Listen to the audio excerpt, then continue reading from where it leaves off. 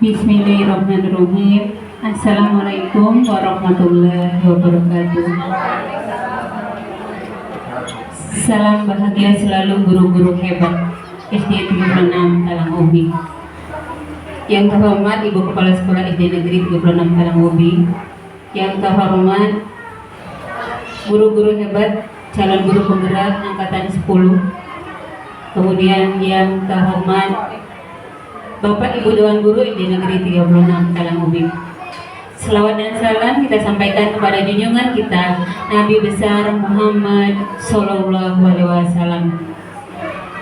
Baik, tidak banyak yang akan kami sampaikan. Kegiatan pada siang hari ini juga yang pertama yaitu kegiatan ini kita buka dengan lafaz basmalah. Kemudian yang kedua nanti kita lanjutkan dengan pengarahan dari Ibu Kepala Sekolah, dan yang ketiga penyampaian narasumber budaya positif yang akan disampaikan oleh Ibu Henry Purnamasari dan nanti dilanjutkan oleh saya sendiri. Kemudian yang terakhir itu penutup. Baiklah, untuk yang pertama kita buka dulu kegiatan ini dengan lafaz basmalah. Bismillahirrahmanirrahim. Baik. Selanjutnya yaitu pengarahan dari Ibu Kepala Sekolah. Kepada Ibu Kepala Sekolah, waktu dan tempat kami persilakan.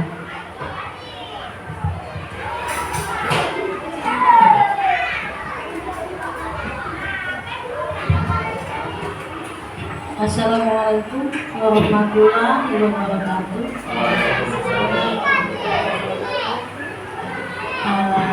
Untuk hari ini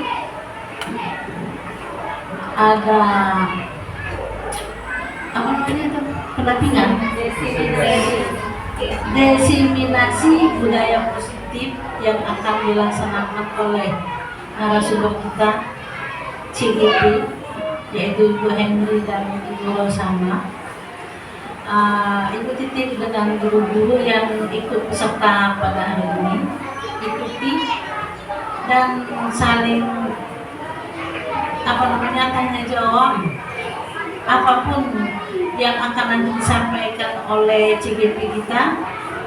Mungkin ada manfaatnya, ada untuk tidak lanjutkan nanti ke siswa kita.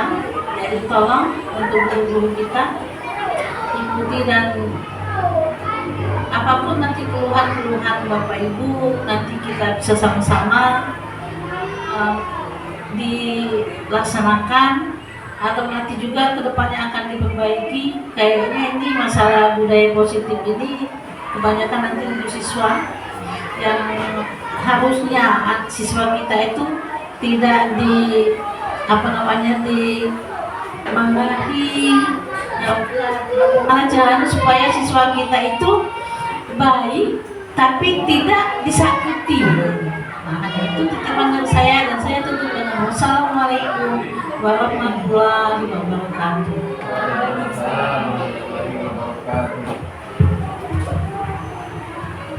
Terima kasih pengarahannya dari Ibu Kepala Sekolah. Baik, untuk yang selanjutnya yaitu penyampaian materi yang akan disampaikan oleh CGP hebat, yaitu Ibu Henry Purnamasari. Kepada Ibu Henry Purnamasari, waktu dan tempat kami persilakan.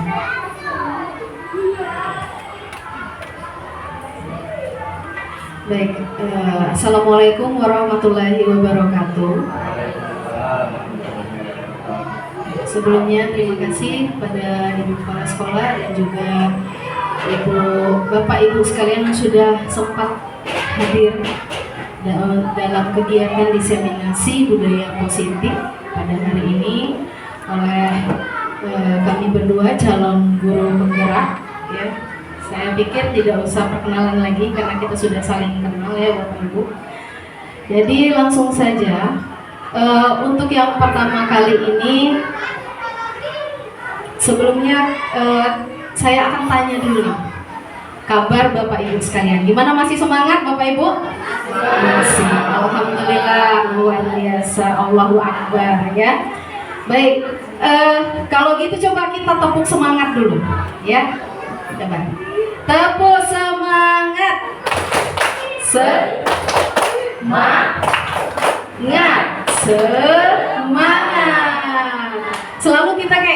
biasanya kalau kita tepuk semangat. Nah ini ada yang baru lagi Bapak Ibu tepuk semangatnya. Cuman ada penambahan sedikit. Seperti ini. Kalau saya bilang tepuk semangat, aha aha, aha aha, ngat, aha aha, semangat. Ya, coba kita ulang lagi satu kali lagi ya Bapak Ibu.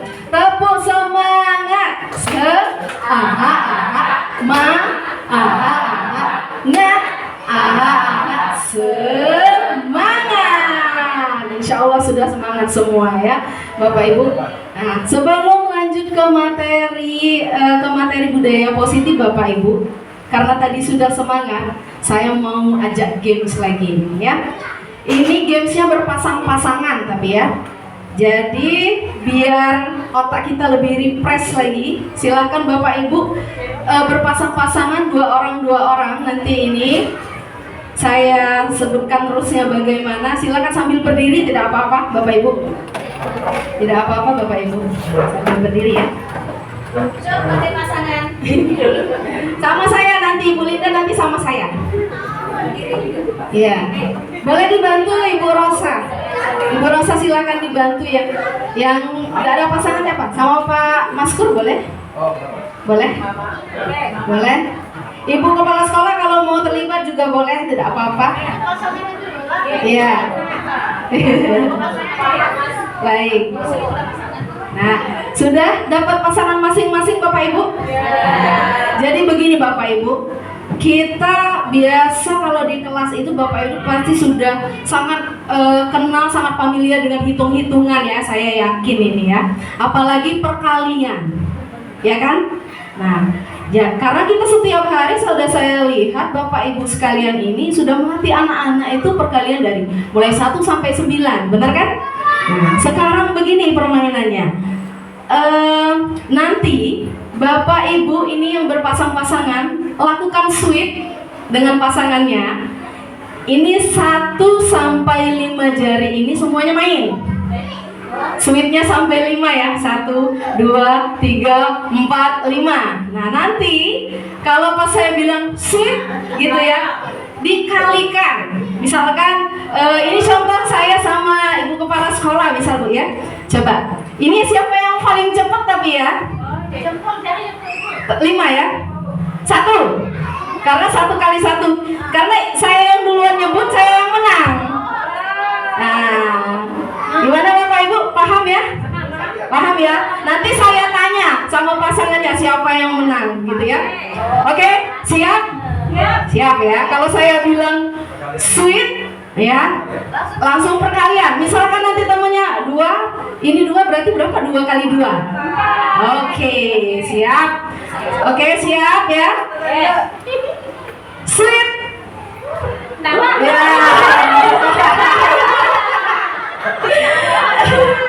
Baik Bapak Ibu ya, sebelum masuk ke materi selanjutnya tentang budaya positif, di sini ada komitmen ya Bapak Ibu. Komitmen kelas kita ini ada 6. Yang pertama mengikuti penjelasan materi dengan fokus dan semangat ya.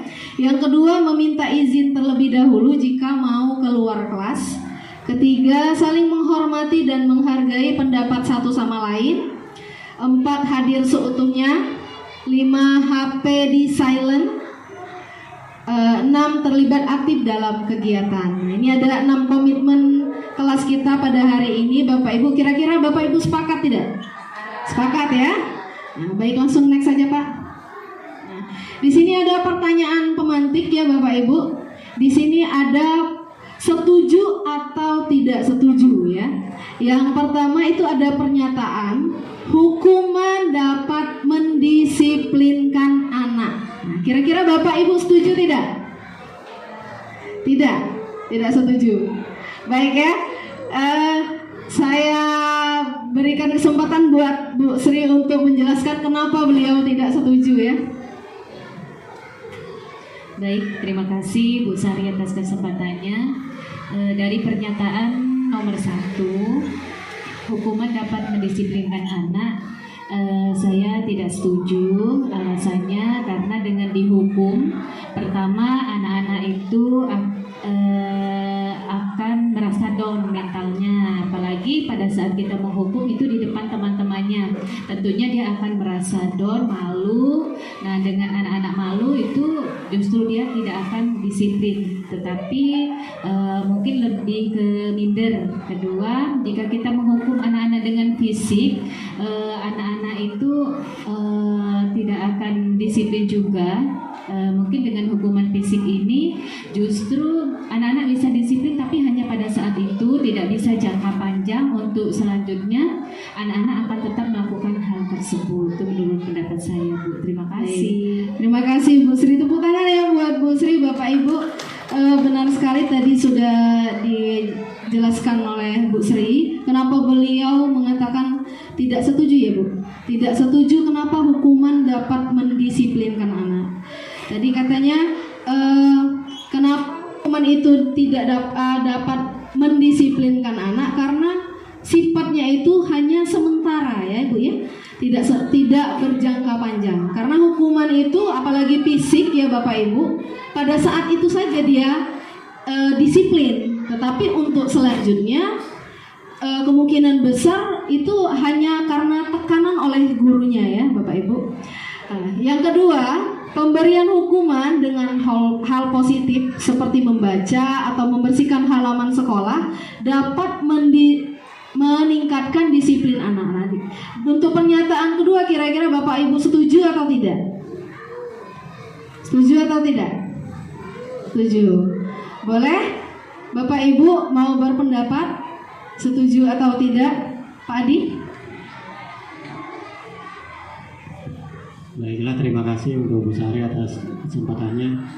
Pemberian hukuman dengan hal positif seperti membaca dan membersihkan halaman sekolah dapat meningkatkan disiplin anak. Di sini saya setuju, dikarenakan hukuman apalagi posisinya yaitu membaca, karena mengingat anak ini kurang dalam hal membaca, mungkin seperti hukuman membaca dapat meningkatkan anak agar lebih lancar dalam membaca. Kemudian juga untuk hukuman membersihkan halaman sekolah itu sangat positif sekali, selagi anak tersebut bukan untuk anak, bersihnya juga untuk lingkungan seluruh warga yang menikmatinya. Mungkin itu saja Bu Sari. Terima kasih. Baik, terima kasih Pak Adi, luar biasa sekali ya. Tepuk tangan untuk Pak Adi ya. Menurut Pak Adi, beliau setuju ya bahwa pemberian hukuman itu dengan hal positif seperti tadi membaca atau membersihkan halaman sekolah itu dapat mendisiplinkan anak, gitu ya Pak Adi. Nah ya, di sini pemberian hukuman dengan hal positif seperti membaca atau membersihkan halaman sekolah itu meningkatkan disiplin anak. Namun kita tidak tahu disiplin anak ini apa dari tekanan dari gurunya atau muncul dari dirinya sendiri ya Bapak.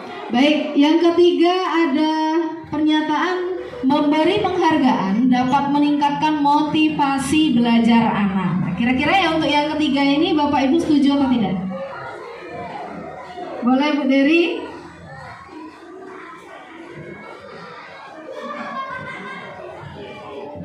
Oke, terima kasih buat Ibu Sari. Baiklah, untuk pertanyaan pemantik yang ketiga itu memberi penghargaan dapat meningkatkan motivasi belajar anak. Kalau menurut kami setuju Bu. Apalagi kalau khususnya untuk di kelas rendah ya, di kelas 1 misalnya anak ini tidak bisa membaca misalnya kan, tetapi anak ini bisa huruf. Nah, karena dia bisa huruf terus kita memberi penghargaan, bagus nak, hebat ya. Nah, akhirnya mereka termotivasi untuk bisa membaca kan, dari guru misalnya kan, itu kalau membaca, kalau membersihkan halaman misalnya. Ada anak yang membuang sampah misalnya sembarangan. Terus sekali waktu kita lihat misalnya ada anak itu mengambil sampah misalnya. Misalnya dari bungkus jajanan tadi ya, terus dia bungkus permen terus dia buang di tempat sampah, terus kita lihat, oh nak, bagus nak, hebat ya. Atau misalnya kita beri reward, misalnya tepuk tangan karena anak ini tadi sudah buang sampah di tempat sampah. Nah, akhirnya memotivasi yang lain juga untuk belajar ya, untuk belajar lebih baik lagi. Baik, terima kasih. Terima kasih. luar biasa sekali pendapatnya tadi. Baik, untuk yang poin ketiga ini, memberi penghargaan dapat meningkatkan motivasi belajar anak. Benar tadi bahwa ketika anak itu tadi contohnya buang sampah sering sembarangan ya. Ketika dia melakukan sekali, kemudian kita lihat sebagai gurunya, oh anak ini ternyata buang sampahnya ke kotak sampah ya, tidak sembarangan. Jadi untuk lebih memotivasi dia, jadi diberi penghargaan begitu ya menurut Bu Deria. Baik. Oke, nanti akan kita lanjutkan di slide-nya next, Pak. Nah, jadi Bapak Ibu di sini apa sih tanggung jawab kita itu sebagai guru ya? Yang pertama, guru itu bertanggung jawab bagaimana menciptakan suatu lingkungan positif yang terdiri dari warga sekolah yang saling mendukung, saling belajar, saling bekerja sama, sehingga tercipta kebiasaan-kebiasaan baik. Dari kebiasaan-kebiasaan baik itulah nantinya akan tumbuh menjadi karakter-karakter baik warga sekolah, dan pada akhirnya karakter-karakter dari kebiasaan-kebiasaan baik ini akan membentuk sebuah budaya yang diberi nama budaya positif ya Bapak Ibu. Kebiasaan-kebiasaan baik yang dilakukan ini merupakan wujud dari disiplin positif. Jadi di sini Bapak Ibu, tugas kita ini sebenarnya sebagai pendidik sangat berat ya Ibu ya. Jadi kita sudah memberikan ilmu, kemudian juga dituntut untuk mendisiplinkan anak, menumbuhkan budaya yang positif kepada anak, membentuk karakter kepada peserta didik kita ya. Nah, tetapi itu sudah tanggung jawab kita sebagai pendidik di sini, bukan hanya mentransfer ilmu ya Bapak Ibu. Next. Sebelumnya Pak. Ini ya, disiplin positif. Nah, apa itu disiplin positif? Disiplin positif di sini merupakan sikap tanggung jawab mengontrol diri yang didasari pada nilai-nilai kebajikan. Sebenarnya banyak nilai-nilai kebajikan di sini. Dapat kita lihat dari berbagai sumber ya Bapak Ibu. Nah, di sini adanya teori kontrol menurut Dr. William Glasser yang dikenal dengan nama choice theory, mengenai meluruskan miskonsepsi tentang makna kontrol tersebut. Jadi di sini sebenarnya ada miskonsepsi ya Bapak Ibu tentang ilusi guru mengontrol murid. Yang kedua itu ilusi bahwa kritik dapat membuat orang merasa bersalah, dapat menguatkan karakter ya. Yang ketiga, ilusi bahwa semua penguatan positif itu efektif dan bermanfaat. Yang keempat, ilusi bahwa orang dewasa itu memiliki hak untuk memaksa. Jadi sebenarnya di sini Bapak Ibu, dari pertanyaan pemantik tadi, sebenarnya siapa yang memiliki kontrol itu terhadap dirinya sendiri? Siswa atau guru menurut Bapak Ibu? Siswa. Iya. Karena di sini Bapak Ibu, guru itu hanya sebagai pemberi informasi ya. Di sinilah kita salah miskonsepsi. Jadi sebenarnya guru itu tugasnya hanyalah memberi informasi. Setelah kita beri informasi, kita beri pengetahuan. Namun yang memiliki kontrol itu ya Bapak Ibu, sebenarnya itu murid sendiri ya, bukan dari kita. Nah, tadi seperti yang sudah Bapak Ibu jelaskan sebelumnya, bahwa ada penghargaan itu, hukuman dengan penghargaan, kemudian tadi ada pemberian reward ya untuk memotivasi siswa. Sebenarnya yang sudah kita lakukan itulah ada miskonsepsi di sana.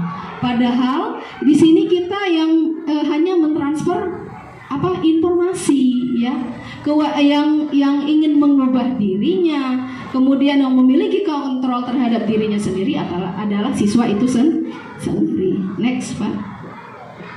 Nah, siapa sesungguhnya yang memiliki kontrol? Tadi sudah sedikit saya jelaskan ya Bapak Ibu. Di sini ada stimulus respon.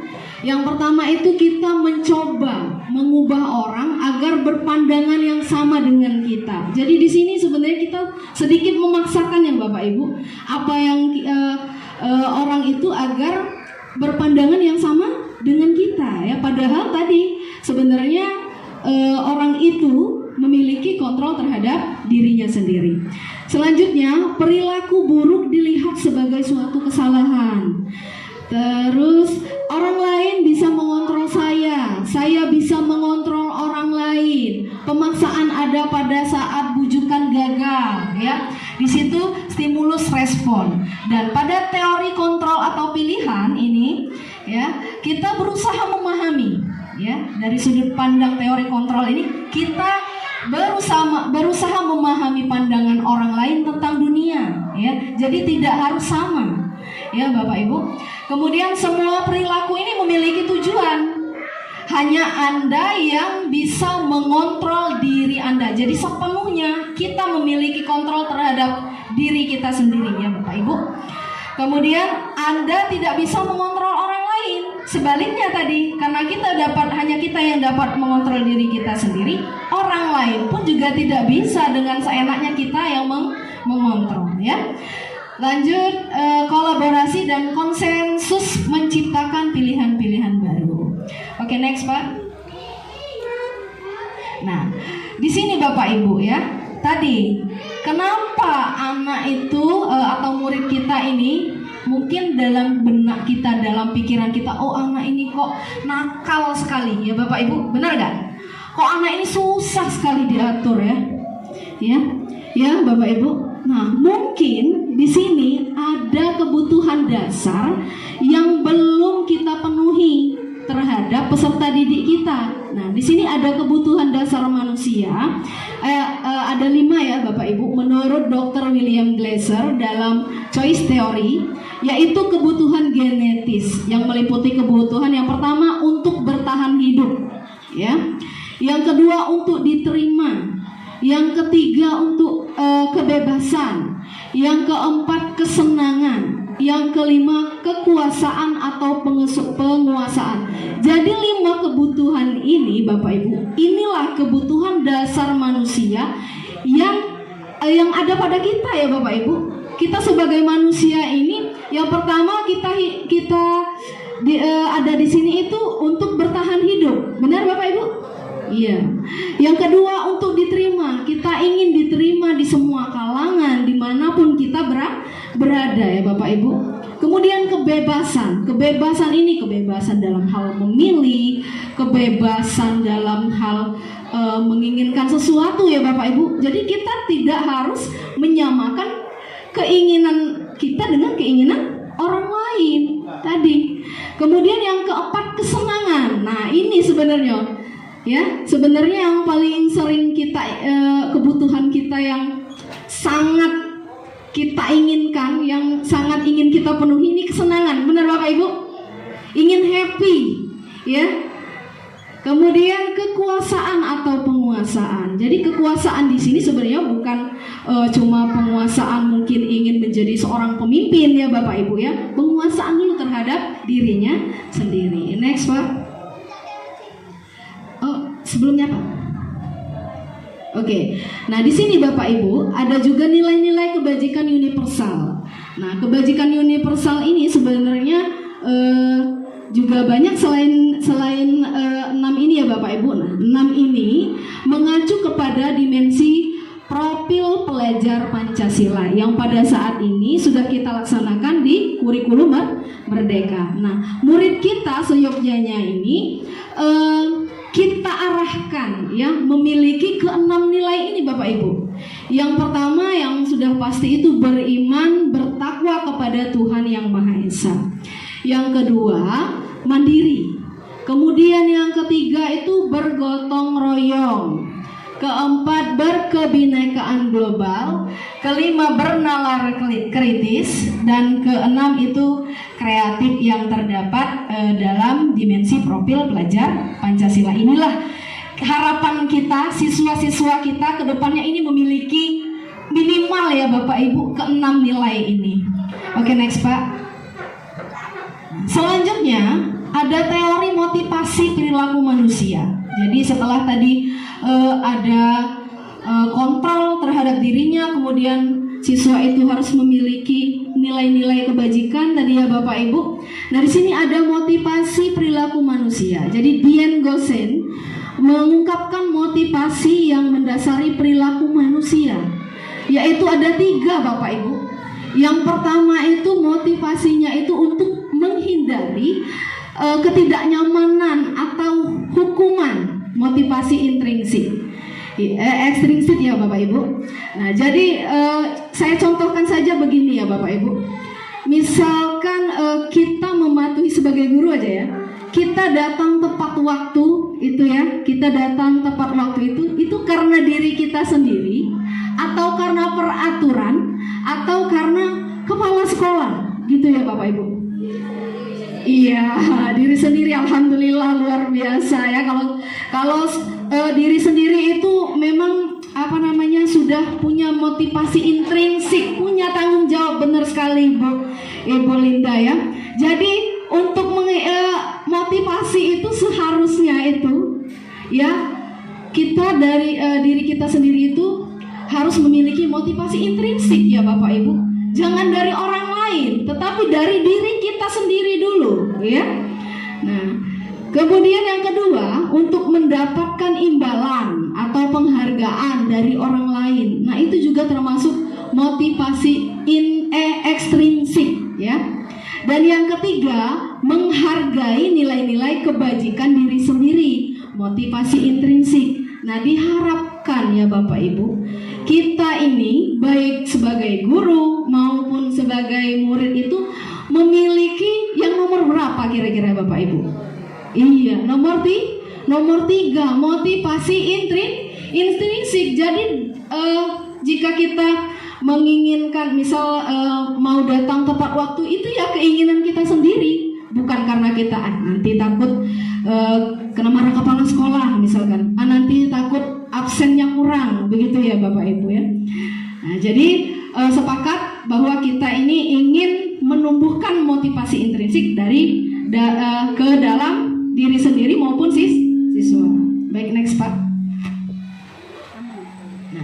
Kemudian ini ada penjelasannya. Yang pertama, untuk menghindari ketidaknyamanan tadi ya, atau hukuman, motivasi ekstrinsik. Nah, murid akan merasa apa yang terjadi apabila saya tidak melakukannya.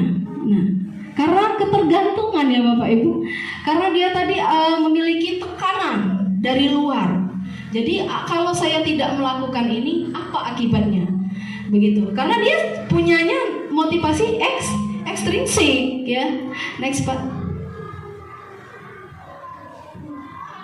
Kemudian untuk motivasi yang kedua, untuk mendapatkan imbalan atau penghargaan dari orang lain. Ini juga termasuk motivasi ekstrinsik. Nah, jadi dalam penghargaan ini Bapak Ibu sebenarnya ya, itu akan menurunkan kualitas, mematikan kreativitas, dan mengurangi motivasi intrinsik ya sebenarnya Bapak Ibu.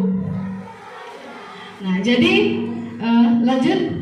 Alpikon mengemukakan penghargaan maupun hukuman, cara-cara mengontrol perilaku seseorang yang menghancurkan potensi untuk pembelajaran yang sesungguhnya.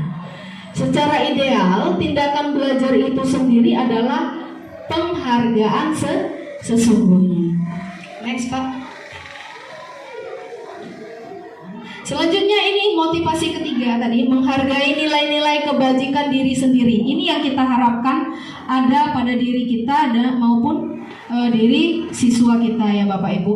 Agar murid memiliki motivasi intrinsik, maka guru perlu menerapkan disiplin positif melalui restitusi. Next Pak. Apa itu restitusi? Restitusi itu adalah proses menciptakan kondisi bagi murid untuk memperbaiki kesalahan mereka sehingga mereka bisa kembali pada kelompok mereka dengan karakter yang lebih kuat ya. Itu tujuan restitusi ya Bapak Ibu. Kemudian restitusi juga merupakan proses kolaboratif yang mengajarkan murid untuk mencari solusi untuk masalah mereka dan membantu murid berpikir tentang orang seperti apa yang mereka ingin menjadi tujuan mulia dan bagaimana mereka harus memperlakukan orang lain. Itu pendapat dari Gosen pada tahun 2004 ya Bapak Ibu. Baik, untuk selanjutnya akan dijelaskan oleh rekan CGP hebat saya, Ibu Rosana. Saya persilahkan Ibu Rosana. Baik, terima kasih Bu Sari atas kesempatannya. Mudah-mudahan kita selalu bahagia selalu ya. Baik, sebelum kita lanjutkan dengan materi selanjutnya, baik kita ini dulu diadakan ice breaking dulu. Pinjam kertas ini ya Pak, di bawah Pak. Oke, ini baik Bapak Ibu, ini sekedar ada, silakan Bapak Ibu nanti gambarkan yang Bapak Ibu lihat ada berapa tidak ada pena. Nah, ini salah satu kalau di kelas ini salah satu kendala, kalau di kelas tidak ada pena. Ini tidak bawa pena juga. Ya Allah. Oke, baik. Ada? Baik, Pak Maskur sudah ada semua. Oke, ya. Baik, di sana nanti Bapak Ibu silakan dipilih. Silakan Bapak Ibu gambar menurut hati Bapak Ibu semua. Ya, yang Bapak Ibu inginkan yang mana? Nanti silakan dipilih, apa persegi atau lingkaran atau segi 6 atau segitiga, itu sesuai dengan pilihan Bapak Ibu. Ya, silakan dipilih atau digambar oleh Bapak Ibu. Ya, salah satu saja. Pilih salah satu saja. Boleh persegi, boleh lingkaran, boleh segi 6 atau segitiga. Ada 4 pilihan ya. Baik, sudah selesai Bapak Ibu? Sudah ya. Kalau sudah, oke, sekarang coba dilihatkan atau ada satu orang dulu yang memberikan alasan kenapa memilih lingkaran. Mengapa memilih persegi, mengapa juga memilih persegi 6. Baik, ada yang bisa membantu menjelaskannya alasan tersebut? Oke.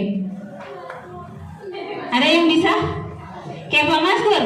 Ya, silakan Pak Maskur. Bismillahirrahmanirrahim. Terima kasih atas kesempatan kali ini. Saya memilih lingkaran sesuai badan saya, lingkaran sesuai lingkaran, dan juga lingkaran di sini ketika saya ada masalah muter-muter ujung-ujungnya lingkaran masalah ya Allah Pak. Ujung-ujungnya minta bantuan orang lain juga. Harus berada di lingkaran masalah Pak ya, tapi jangan setiap saat selalu ada masalah Pak. Ya, harus keluar dari masalah Pak kalau itu bisa ya. Oke, tepuk tangan sekali lagi untuk Pak Maskur, wah hebat ya. Oke, kita lanjutkan satu orang lagi. Baik, yang mau oke Bu Dia ya. Silakan Bu Dia. Baik, terima kasih kepada calon guru hebat Ibu Rosana dan rekan-rekan. Di sini saya memilih segitiga. Kenapa ya? Saya memilih segitiga? Saya menggambarkan kehidupan saya terhadap Tuhan. Oh, seperti itu ya. Kemudian terhadap sesama manusia dan juga lingkungan di sekitar kita. Oke. Kira-kira seperti itu. Oke.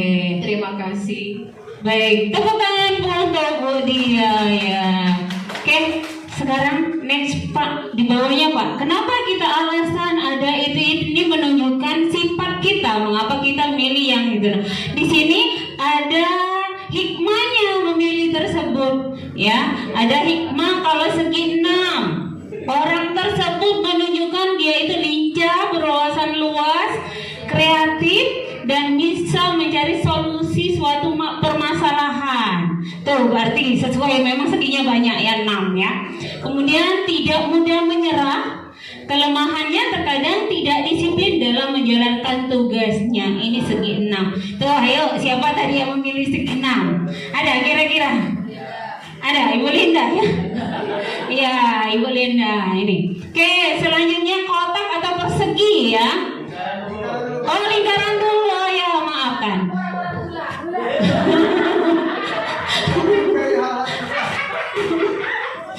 Baik ya. Oke.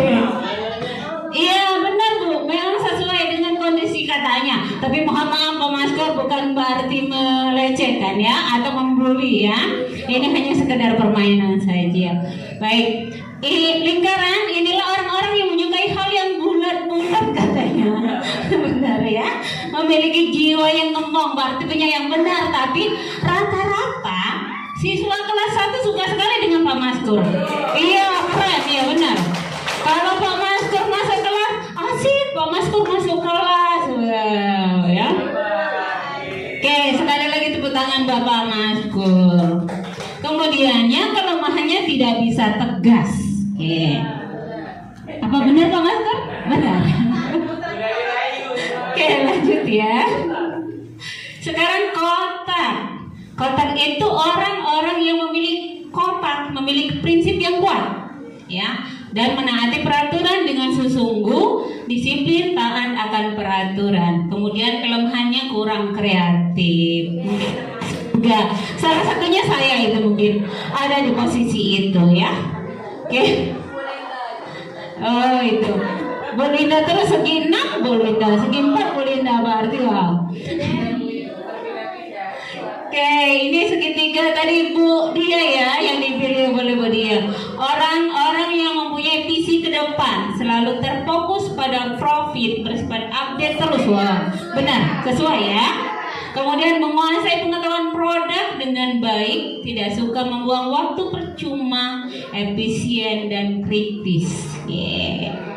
Kelemahannya berambisi yang terkadang agak kelewatan. Oke, tepuk tangan buat semuanya. Itulah sekilas tentang speaking kita hari ini. Lanjut ke materi kita. Baik, kalau tadi dijelaskan oleh Ibu Sari itu apa itu restitusi. Nah, giliran kami menjelaskan ciri-ciri restitusi. Baik, di sana bukan untuk satu ya, bukan untuk menebus kesalahan, namun untuk belajar dari kesalahan. Oke. Ya, jadi itu kalau seandainya kita ada permasalahan, bukan kita itu berarti menyalahkan, ya. Dia harus belajar dari kesalahannya sendiri. Kemudian yang kedua, memperbaiki hubungan, ya. Itu restitusi itu. Kemudian yang kedua, tawaran, bukan paksaan. Jadi kalau selama ini, ya saya sebelum jadi ikut PGP selalu kamu itu salah, pokoknya harus. Nah itu yang saya sadarin, memang saya selama itu seperti itu. Tapi semenjak PGP mulai berangsur berkurang. Kemudian menuntun untuk melihat ke dalam diri. Jadi dari kesalahan tadi kita itu menggali dari siswa supaya siswa tersebut berarti menyadarin dari dirinya sendiri. Kemudian yang kelima, mencari kebutuhan dasar yang mendasari tindakan. Jadi umpamanya siswa terlambat datang ke sekolah. Terlambat datang ke sekolah.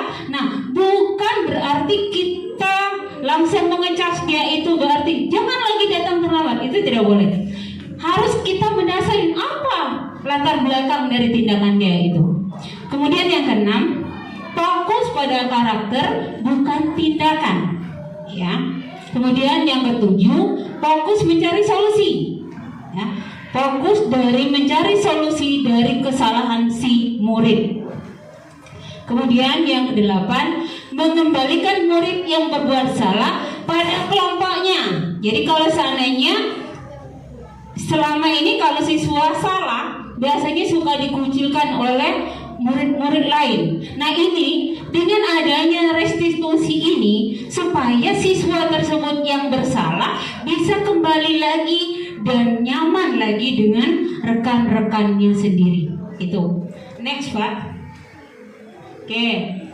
Setelah tadi restitusi, maka sekarang kita harus membuat membuat keyakinan kelas. Kalau dulu pasti ada peraturan. Kalau peraturan itu salah, berarti murid tersebut harus dihukum. Itu kalau dulu. Nah, sekarang itu keyakinan kelas umpamanya harus sebelum kita mulai dari awal pelajaran atau awal tahun pelajaran, kita membuat keyakinan kelas terlebih dahulu. Ya, ini dengan tujuan menekankan pada keyakinan seseorang pada nilai yang telah dipercaya. Jadi sama-sama, bukan kita yang mengecas, buat peraturan dibuat bla bla bla 1 sampai 10 dari kelas, tidak boleh datang terlambat. Itu secaranya berarti kita paksaan terhadap peraturan tersebut. Nah, ini tidak. Kalau keyakinan ini harus seluruhnya sepakati. Oke, keyakinan kelas belum Pak yang bawahnya ya. Keyakinan kelas dapat mendukung motivasi intrinsik murid dari dalam murid karena mengacu pada nilai-nilai kebajikan yang dipercaya atau dipedomani ya. Oke, next Pak. Keyakinan kelas. Sekarang kita lihat pertanyaan berikut untuk memahami apa itu keyakinan kelas. Oke, yang pertama di situ, mengapa kita memiliki peraturan tentang penggunaan helm pada saat mengendarai kendaraan roda 2 atau motor? Baik, dari sini. Dari pernyataan yang pertama. Oke, ada Bapak Ibu yang kira-kira bisa memberikan pendapat dari pertanyaan itu? Mengapa kita memiliki peraturan tentang penggunaan helm pada saat mengendarai sepeda motor kendaraan roda 2? Ya, ada yang bisa berpendapat? Oke, Bapak Ibu.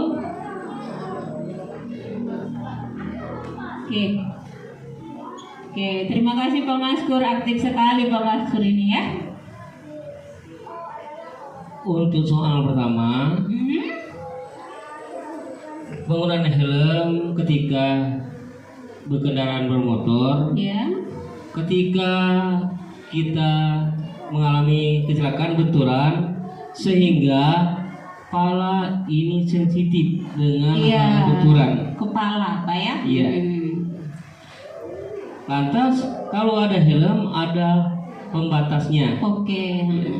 Ya, terima kasih. Ya, terima kasih Pak Maskur. Benar sekali, karena helm itu di dalamnya kan mungkin ada busa biar tidak langsung terbentur ke aspal mungkin kalau kita jatuh, ya benar sekali. Kemudian yang kedua, mengapa kita memiliki peraturan tentang penggunaan masker dan mencuci tangan setiap saat?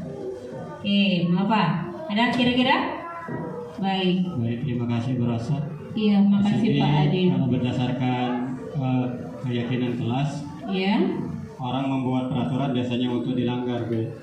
Jadi apabila kita memiliki yakin dalam penggunaan masker dan mencuci tangan, berarti dia sudah mengetahui apa dampak yang akan terjadi jika kita tidak melakukan hal tersebut. Mungkin itu saja, Bu. Oh, baik. Ya, kata Pak Adi, dia yakin bahwa ada dampak dari hal penggunaan masker, seandainya tidak menggunakan masker dan mencuci tangan. Oke.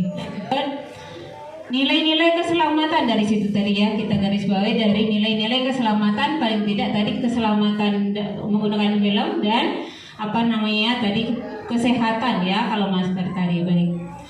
Oke, next. Kita lanjutkan prosedur pembentukan keyakinan sekolah atau kelas. Nah, di sini. Ini yang pertama, mempersilakan warga sekolah atau murid-murid sekolah atau kelas untuk bercurah pendapat tentang peraturan yang perlu disepakati di sekolah atau di kelas tersebut. Jadi bukan berarti langsung, ini peraturan hari Senin. Selama ini kita seperti itu ya. Peraturan SD Negeri 36 Talang Ubi, hari Senin pakai baju ini. Itu selama ini. Tapi dari hal ini bahwa kita itu harus memberikan pendapat kepada seluruh warga sekolah. Setelah hasil pendapatnya disepakatin apa yang harus dibuat seperti itu. Itu namanya. Kemudian yang kedua, mencatat semua masukan para murid atau warga sekolah di papan tulis atau di kertas besar, di mana semua anggota kelas atau warga sekolah bisa melihat hasil curah pendapat. Ya. Kemudian yang ketiga, susunlah keyakinan kelas menjadi kalimat yang positif. Kemudian yang keempat, tinjau kembali curah pendapat yang sudah dicatat, melibatkan murid-murid untuk menemukan nilai-nilai kebajikan yang akan menjadi keyakinan. Jadi setelah tadi pendapat seluruh warga kelas atau seluruh warga sekolah dengan pendapat mereka masing-masing kemudian dicatat, disusun rapi, baru di situ dibuat. Kalau sekolah mungkin ditempelkan di halaman, mungkin pakai banner, mungkin bisa. Ini keyakinan SD Negeri 36 Kalangui atau keyakinan kelas 1A umpamanya. Nah, itu dia kalau yang melanggar itu bukan berarti yang guru yang ngecas, ya. Yang ngasih selama ini yang selalu menghukum itu guru ya.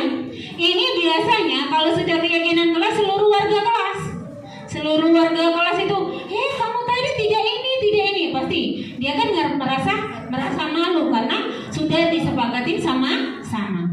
Baik, next Pak. Oke, kemudian kita lanjutkan, ada restitusi 5 posisi kontrol. Ya, ada 5 posisi kontrol menurut Diane Goosen tahun 1998. Di sini sebagai penghukum, ya. Jadi kalau kita seandainya ada siswa telat itu, kau ini sering yang telat, ya. Itu namanya penghukum. Kita ngecas itu siswa tersebut dengan nada tinggi biasanya. Itu sering saya lakukan dulu, sering sekali dilakukan, ya, dengan mata melotot, jari bukan menunjuk-nunjuk mungkin ya, akibat kemungkinan murid marah, mungkin menendang. Ibu Rosa ini mungkin terlalu, maka kalau dulu renge, ya benar sekali kata Bu Dia, Ibu Rosa renge, ya. Oke, kemudian yang kedua, sebagai membuat rasa bersalah dengan nada pelan, memelas, halus, sedih, bahasa tubuhnya merapat dan pada anak yang lesu, menggunakan keheningan, membuat orang lain tidak nyaman, bersalah atau rendah diri, maka akibatnya murid akan merasa bersalah dari perbuatannya tersebut. Baik, next Pak Muntazir.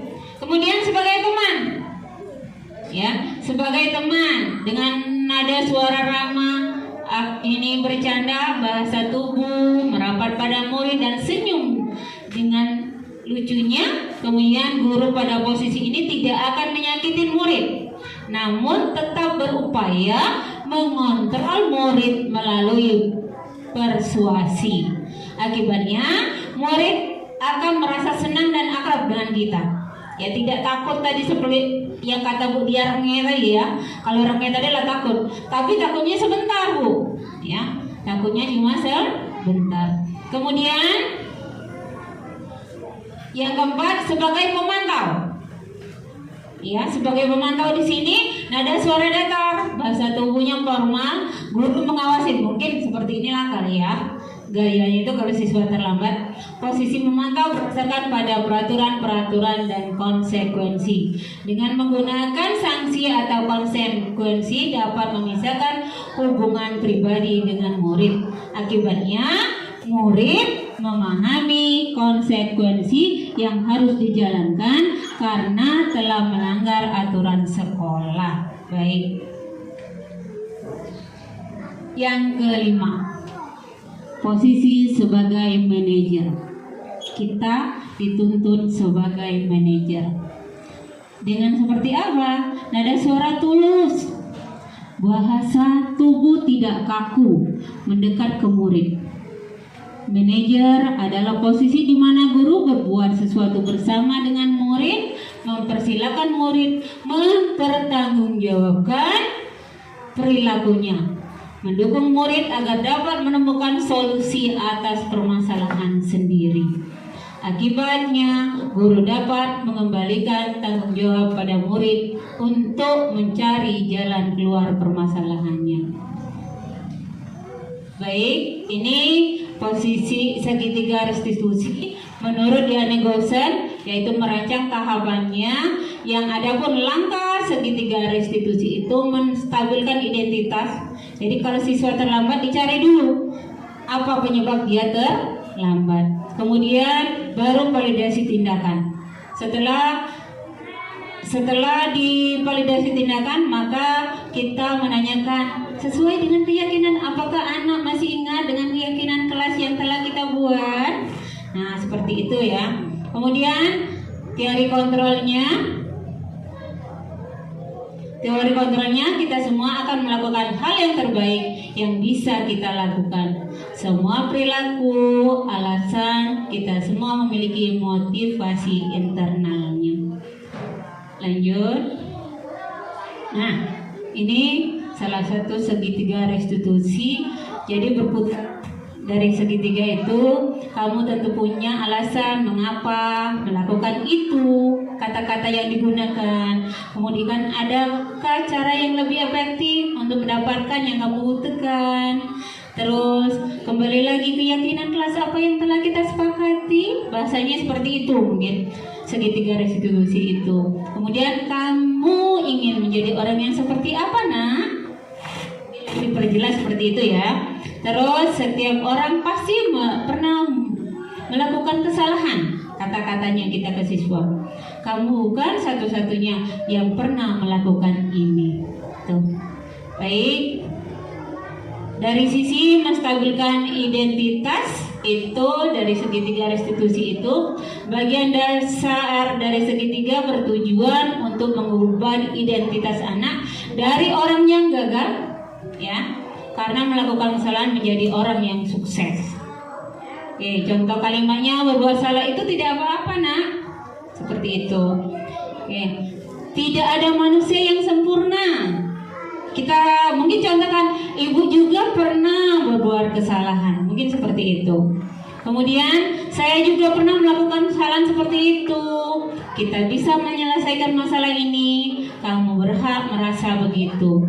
Apakah kamu sedang menjadi teman yang baik buat dirimu sendiri? Itulah mungkin kalimat dari menstabilkan identitas. Next, Pak. Nah, yang kedua itu sisi yang kedua, validasi tindakan. Setiap tindakan dilakukan dengan suatu tujuan, yaitu memenuhi kebutuhan dasar. Ya, kebutuhan dasar apa yang mendasar sebuah tindakan dapat ditemukan melalui cara-cara paling efektif untuk memenuhi kebutuhan tersebut. Adapun contoh kalimat dari validasi tindakan yang salah, yaitu padahal kamu bisa melakukan yang lebih buruk lagi dari ini, ya. Itu. Jadi menggali dulu dari memvalidasi tindakan yang salahnya dulu. Kamu pasti punya alasan mengapa melakukan hal itu. Kamu patut bangga pada dirimu sendiri karena kamu telah melindungi sesuatu yang penting buat kamu mungkin, ya, biasanya. Oke, next, Pak. Kemudian sisi yang ketiga, menanyakan keyakinan. Keyakinan, teori kontrol yang menyatakan bahwa kita pada dasar termotivasi secara internal, ya. Ketika identitas dan tingkah laku yang salah telah divalidasi, maka anak akan siap dihubungkan dengan nilai-nilai yang dia percaya dan berpindah menjadi orang yang dia inginkan. Contoh kalimatnya untuk menanyakan keyakinan, apa yang kita percaya sebagai kelas atau keluarga, atau yang kedua, apa nilai-nilai umum yang kita telah sepakatin. Kembali lagi keyakinan kelas, ya. Apa bayangan kita tentang kelas yang ideal, mungkin seperti itu, ya. Untuk yang ketiga. Baik, Bapak Ibu, silakan tonton refleks, belum dulu, Pak, yang video segitiga restitusi yang telah kami buat bertiga, ya. Baik, silakan, Pak.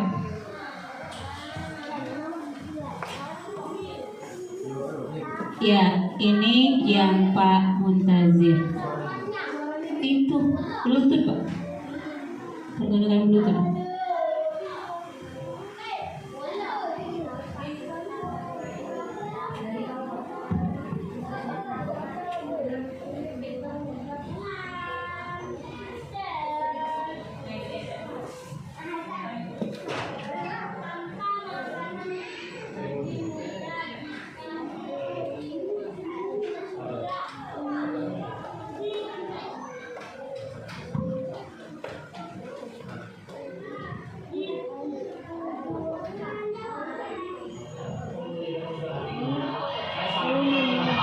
Oke, ini salah satu segitiga restitusi yang sudah praktis segitiga restitusi yang Pak Muntazir.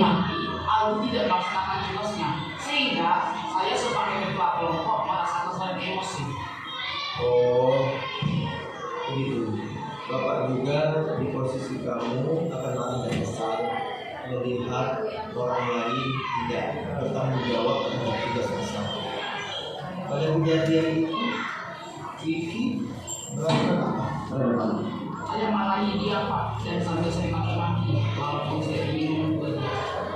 Oke, kamu pasti punya alasan mengapa melakukan. Oke, izin Bapak Ibu sekalian, jadi praktik segitiga restitusi ini yaitu kita memberikan atau mendidik anak agar dia tidak tersudut, intinya seperti itu, agar mengarahkan anak-anak tersebut bisa menggali nilai-nilai positif dalam dirinya, seperti itu.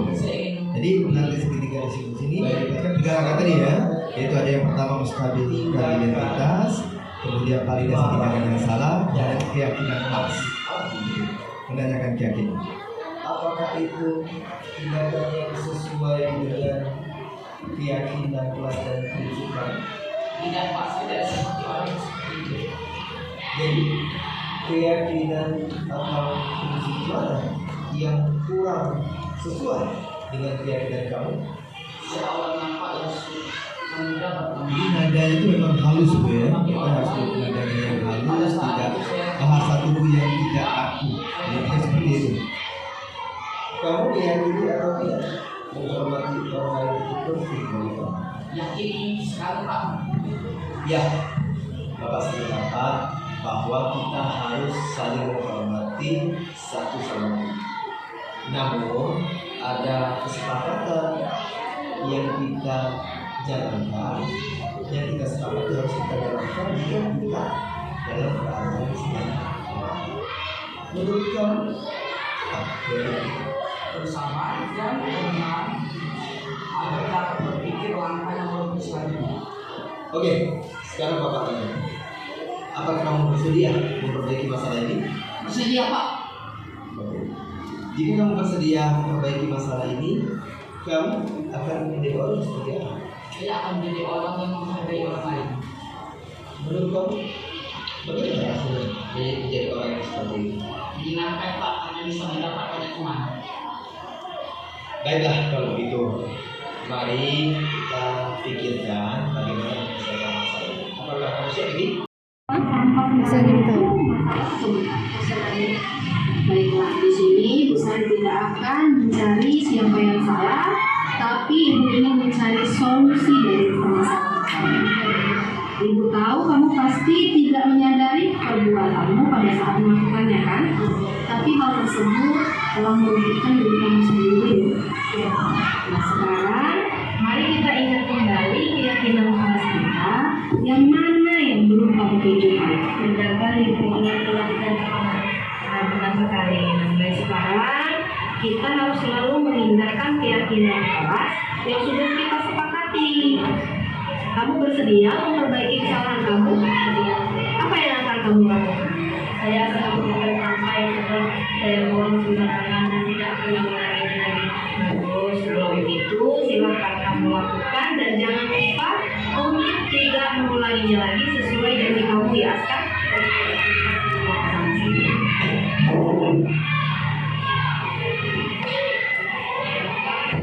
Assalamualaikum warahmatullahi wabarakatuh. Nama saya Alkalayel. Ini praktek segitiga restitusi yang dilakukan oleh Ibu Untuk dapat memperbaiki Salim. kesalahan saya yang sering membuat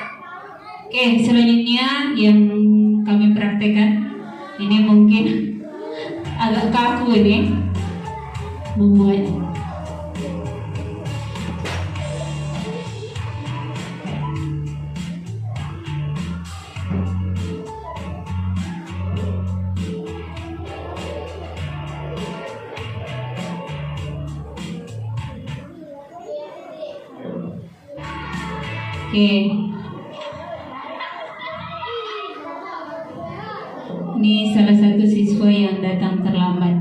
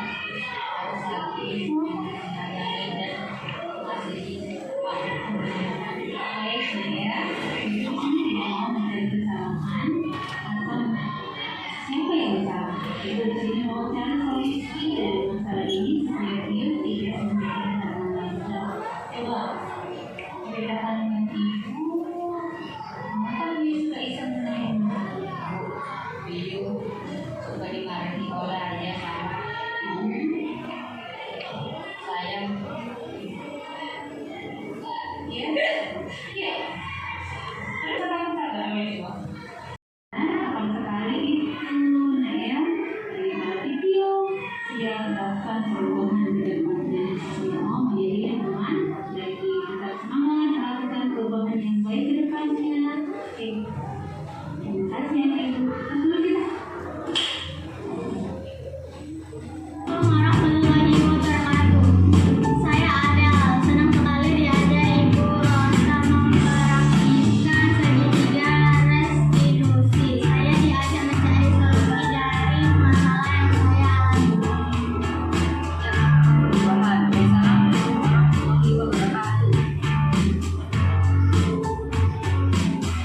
Baik, itu ketiga praktek segitiga restitusi yang telah kami bertiga buat. Baik, selanjutnya kita lakukan refleksi dan tindak lanjut ya. Baik, Pak Muntazir tolong buka WA grup. Oke. Atau WA Bu Sari boleh. Itu Bu Henry P. Di atas grup ada Pak? Ada Bu?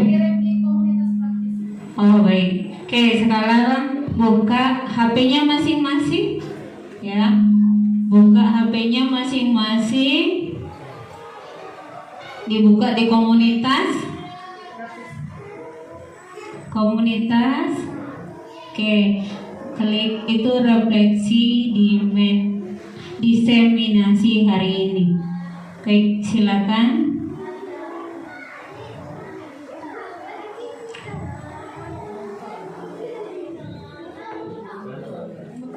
Kenapa? Ya, tampilkan klik itu Pak. Ya, sip.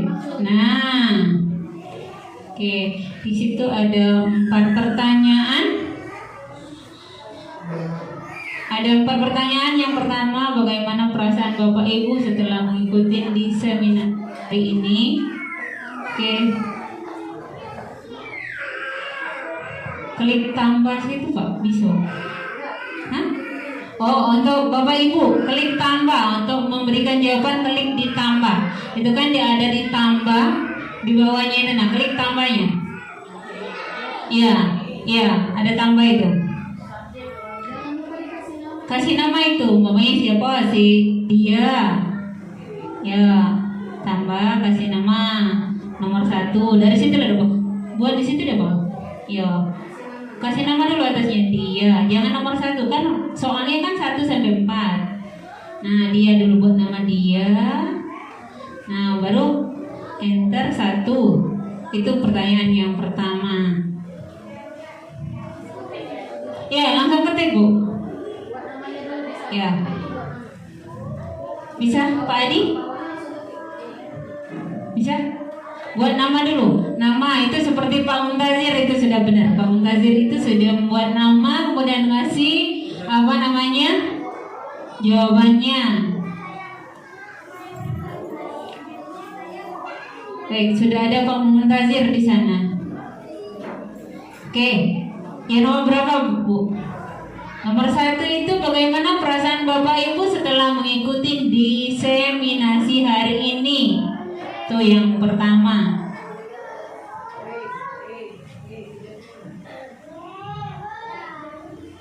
Bagaimana perasaan Bapak Ibu setelah mengikuti diseminasi hari ini?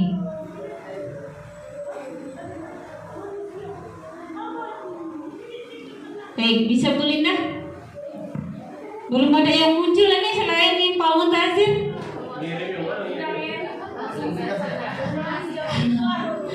Iklan dulu ya.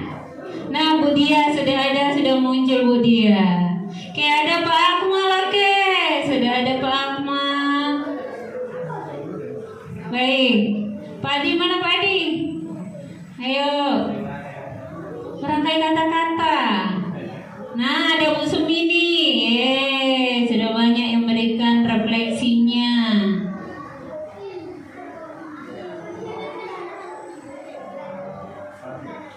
Apa? Ya.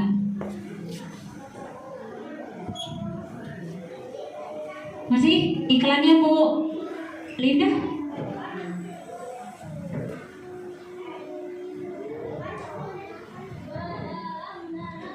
Baik, bentar ya.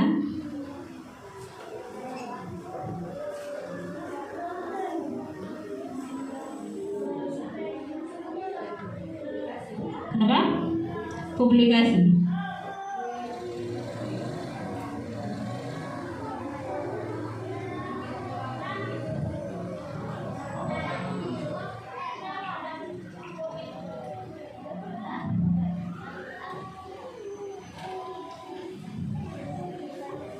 Baik.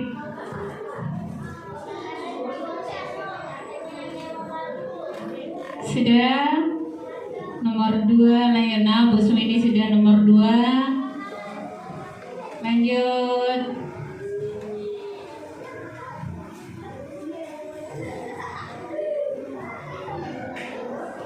Iya, itu sama aja seperti punya Ibu Linda. Bu Linda juga seperti itu kendalanya. Yang Bu Deri itu persis sama. Oke, nomor 3, nomor 2 dia.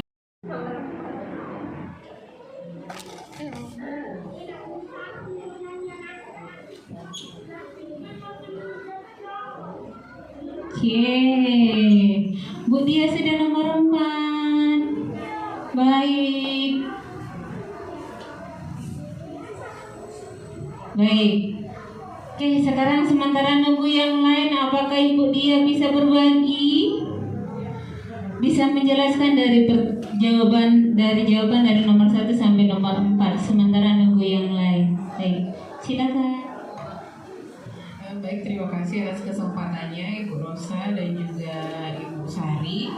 Jadi dari refleksi hari ini, diseminasi yang dilakukan oleh kedua rekan CGP dari SD Negeri 36 Talang Ubi ini, dari pertanyaan pertama, apa yang harus saya refleksikan, bagaimana perasaan saya setelah mengikuti diseminasi pada hari ini. Saya tentu saja sangat senang sekali karena hari ini mendapatkan satu lagi ilmu disiplin positif yang selama ini mungkin tadi Ibu Rosa sudah bilang rengeh pada awalnya.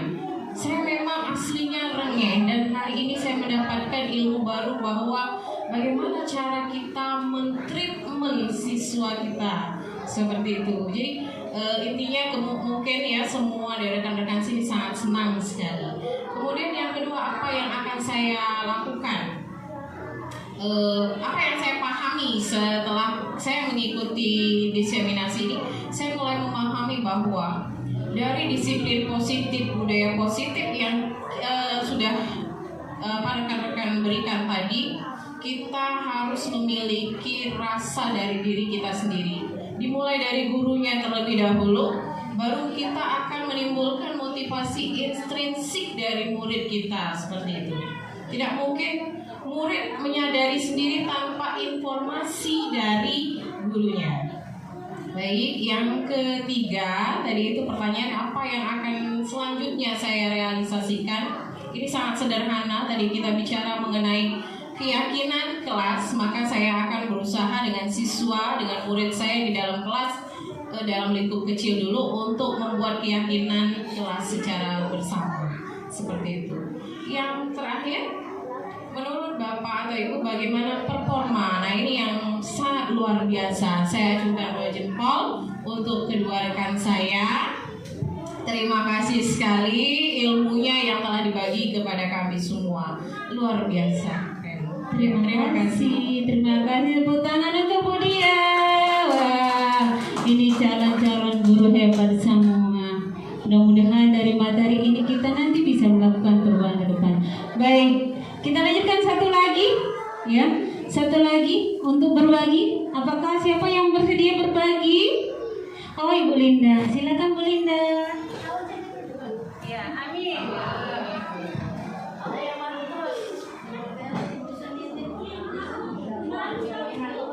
Terima kasih waktu dan kesempatannya. Ya. Tadi bisa ngikutin ini di nomor 4, 1, 2, 3 tadi lewat, ada iklan Shopee tadi belanja, jadi bisa nyalain nomor 4. Nah, di situ belum saya buat nama tapi langsung saya kirim ya di nomor 4, pertanyaan nomor 4 ya. Untuk nomor 4 performa itu ketiganya sangat baik, ada hubungannya, ada kaitannya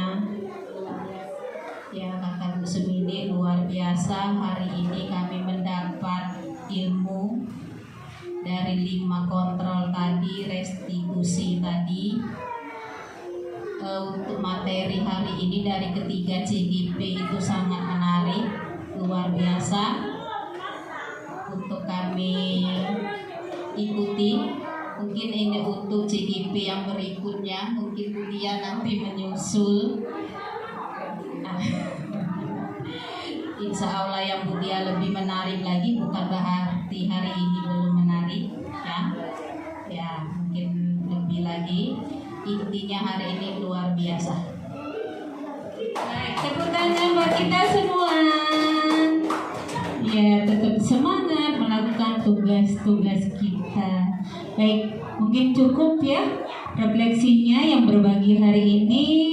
Baik, kita lakukan ice breaking terakhir supaya lebih semangat. Sepertinya sekarang sudah posisi lapar, ngantuk, capek. Nah, kita melakukan, kopinya tidak datang-datang dari tadi. Kita melakukan ice breaking dulu yang terakhir ini. Silakan Bapak Ibu semuanya berdiri. Baik, berdiri semuanya.